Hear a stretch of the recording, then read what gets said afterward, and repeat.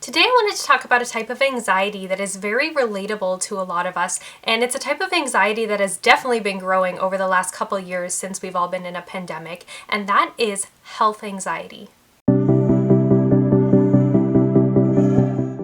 Hello, and welcome to the Living My 2.0 YouTube channel. My name is Julia, and I'm a happiness mindset coach, and I help women who are struggling with chronic anxiety and negative thinking overcome that so they can live happier and better lives. So with the state of the world and the conditions we've been living in the last couple of years, I think talking about health anxiety is a very important topic. So I wanted to talk about it today, and I wanted to specifically talk about 3 things that you can do to help manage your health anxiety. And this is an anxiety that I definitely struggled with over the 15 years where I struggled with anxiety.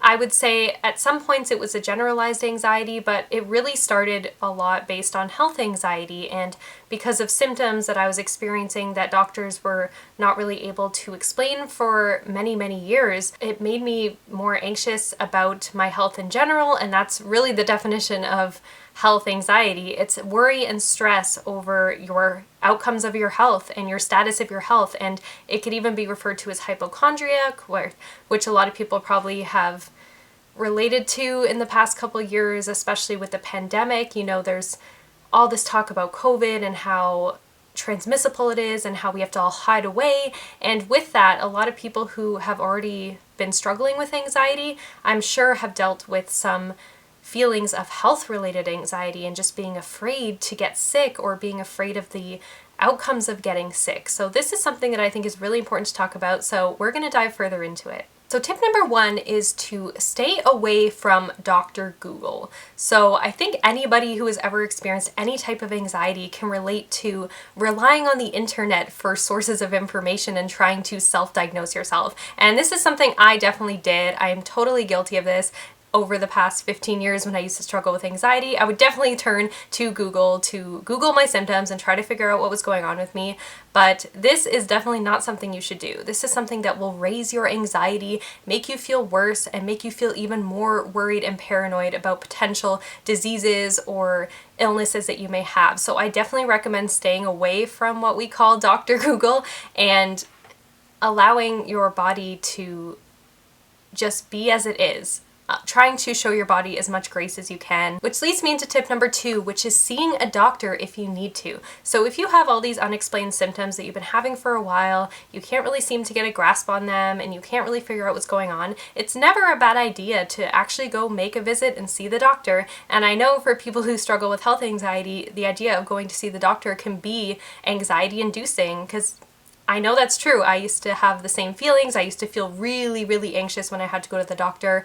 I would get all sort of the turning and tossing in my stomach and just feeling really anxious and scared. So I totally understand if this is how you feel. But at the end of the day, if you feel like there is something happening in your body that you want to try to get more clarity on, going to the doctor doesn't have to be a scary thing. It can actually be something that you look at as something that can help you. And if you want to make that mindset shift, you can tell yourself that going to the doctor has the potential to get you more clarity on something that's going on in your body, and that's actually really helpful and good for you. So try to reframe your mindset about going to the doctor. I know it makes a lot of people nervous, but just remember that you're going for an intention of finding out what's potentially going on with you, and that's never a bad thing. The worst thing that can happen, which is something I experienced, is that the doctor might not really know what's going on, or they might send you for tests and you have to wait a while, and there might be some guessing and there might be some suggestions that they make that you may not agree with. But at the same time, I don't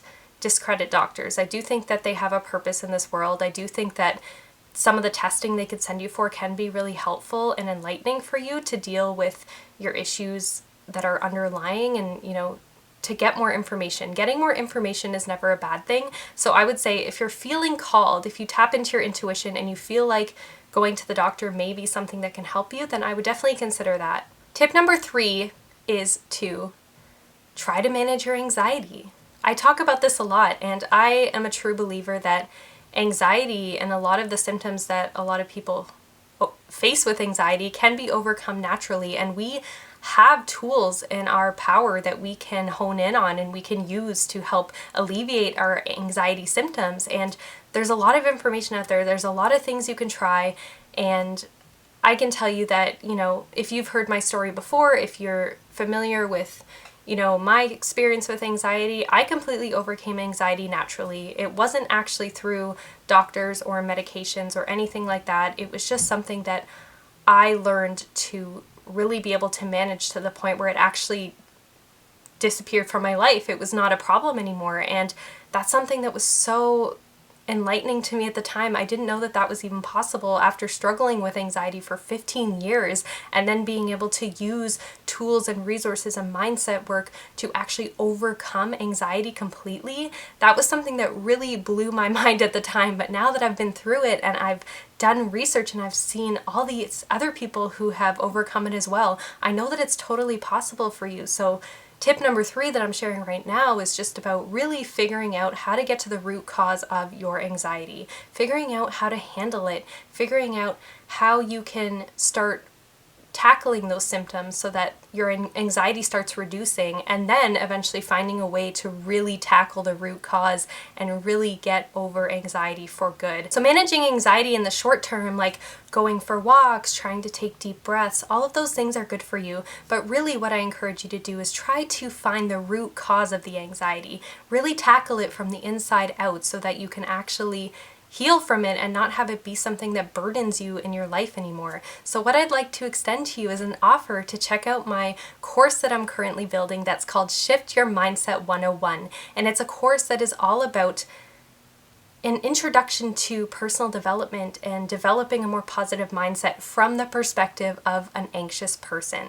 This is the exact same journey that I had just over a year ago. I was starting out from a place of having chronic anxiety, chronic physical health issues with my stomach and my digestion, and I was just looking for ways that I can actually start tackling this head on through my own efforts and not relying on anybody else other than myself. I really felt called to do that, and I didn't know what I was doing at the time. It took a lot of research and a lot of effort and a lot of trial and error to figure out what actually works. But I did find a solution. I did find out what actually works. So if you're in a place where anxiety is a really big factor in your life that's affecting you, it's affecting your relationships, your health, your mindset, everything, and you're just looking for a way to actually start using real tools and techniques to start getting rid of your anxiety and start managing it and eliminating it for good, this course is meant for you. So I will leave the link in the description below. I encourage you to check it out. Read my website page, see if it resonates with you, see if this is something you want to explore further. So I hope that you check it out. If you have any questions, feel free to reach out to me via DM on Instagram. I am very active on my Instagram. I love answering DMs and creating conversations. So if you don't already follow me on Instagram, make sure that you go follow me there. And I would just love to connect with you on a deeper level and see if working together is something that would be a good fit for you, seeing if this course that I'm creating would be a good fit for you and where you're at right now. And I would just love for you to take that next step to actually start owning your feelings and owning your body and making strides towards overcoming the challenges and the difficulties that you face. Alright, that's all for today's video. Thank you so much for watching. If you haven't already, please subscribe to the channel and give this video a thumbs up. I make new videos every week on mindset, personal development, and overall lifestyle advice and wellness advice, so I would love for you to subscribe so you never miss out on a new video. Alright, my friends, thanks for joining me today, and I will see you next time. Bye!